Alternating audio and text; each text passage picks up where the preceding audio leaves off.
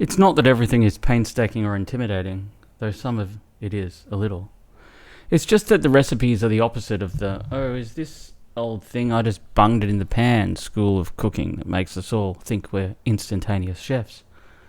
Wong seems to recognise that often to cook something well, you need both practice and skill.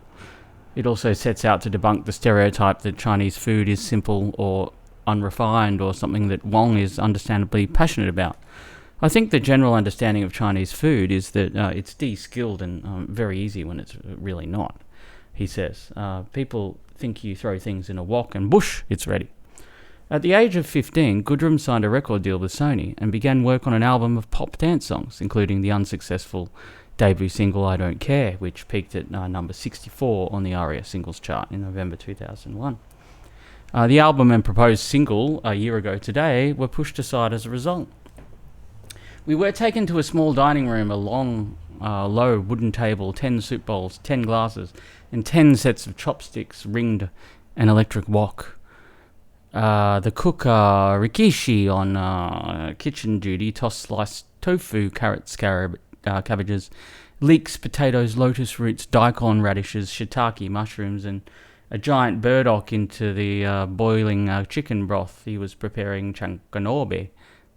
The caloric staple of the sumo diet of sumo, allowing Goodrum and Sony to reevaluate her future musical direction. In 2002, Goodrum took up the role as shy schoolgirl and aspiring singer Nina Tucker in the popular soap Neighbours, which helped relaunch Goodrum's music career.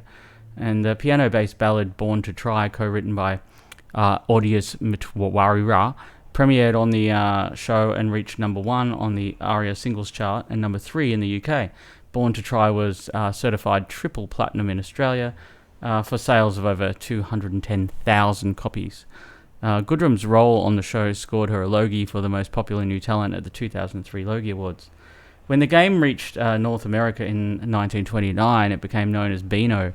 It was first played at a carnival near Atlanta, Georgia.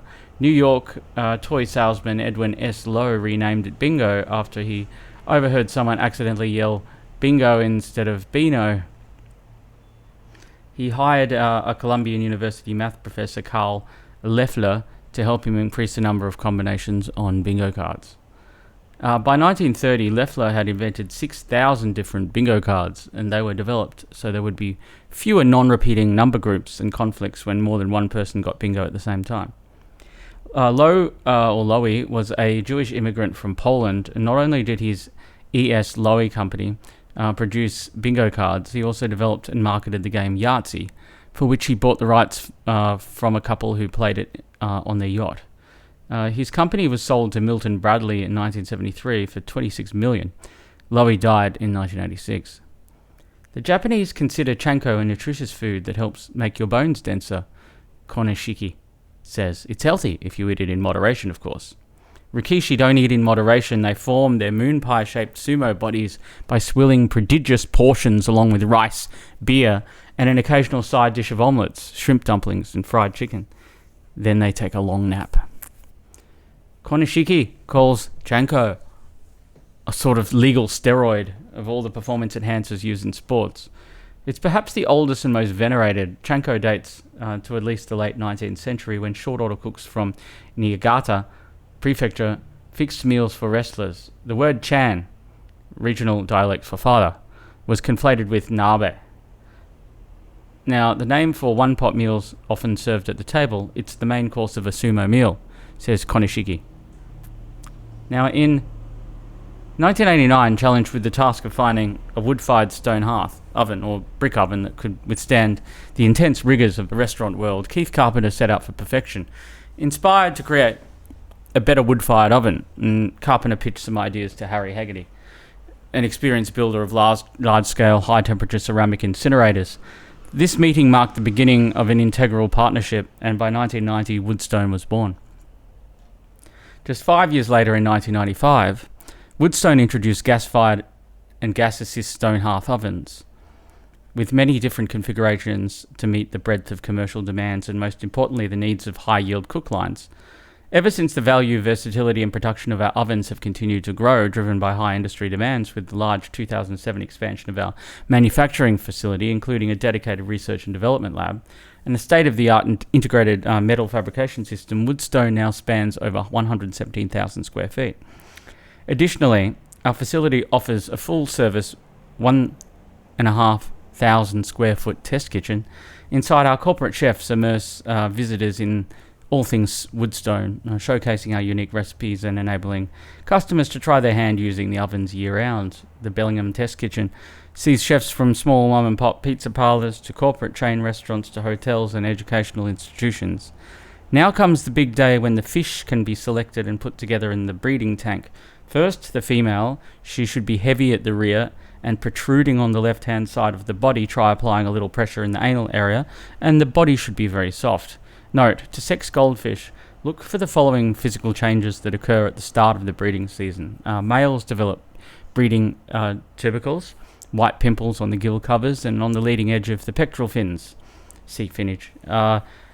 Females develop a deeper body as they fill with roe and have a larger vent just before the anal fin than the males. Next is the turn of the males. It is advantageous to use 2 males to 1 female because this will give you better fertility. They should be chosen for their chasing ability and good induction of their condition in the presence of breeding tubercles. And on their gill plates and pectoral fins, the fish must then be put through the same treatment as when bedding down for the winter. And this is to make sure that they will not only pass on any disease or parasites to the fry. Goldfish spawning and spawning the fish at all times, the water temperature which the fish are being transferred into should be at least 65 degrees Fahrenheit or 80 degrees centigrade. And the ideal time to introduce your fish into the breeding tank is in the early evening, and then the temperature should be raised gradually until it reaches 70 degrees Fahrenheit or 20 degrees centigrade. Sometimes the fish may start chasing during the first night and spawn the next day, but more often than not, spawning takes place a few days later, and the fish can be stimulated by putting in fresh water from a hose pipe under pressure, and this is best carried out at night time. Paradise. The rust started to peel away on the air conditioner. Hitachi or Westinghouse or, oddly, email, Mitsubishi, the plant hummed all through the 90s. And in the plastic-smelling hue of expectation and joy and fear and hard work was installed on the balcony of the flat. And the guests came and went, and the salt got right into it, the cold night spent between Egyptian cotton sheets, romantic by the beachside.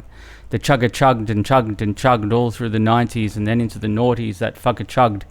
And the salt got right into it, and somewhere between a Ricky Ponting century, the little fan that could stopped. The owners of the building were now unaware. The power hummed into the unit for another 4 years until a punter tried to get the aircon on and complained, "A right blue hell with the smell of Forex, mate." The janitor looked in at the little fan that could, long dead, peeling from the crumbling balcony, and whoosh crikey, it all gave away. Landing safely on the next balcony down, the janitor quickly righted his ship and did not stick about rushing for the shower, cleaning the crap from his dacks.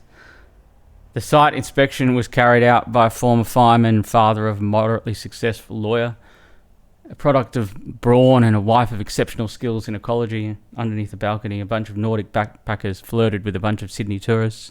The rot gut was poured into the Bacardi bottles for another ride, and the fuckers all thought they were in paradise.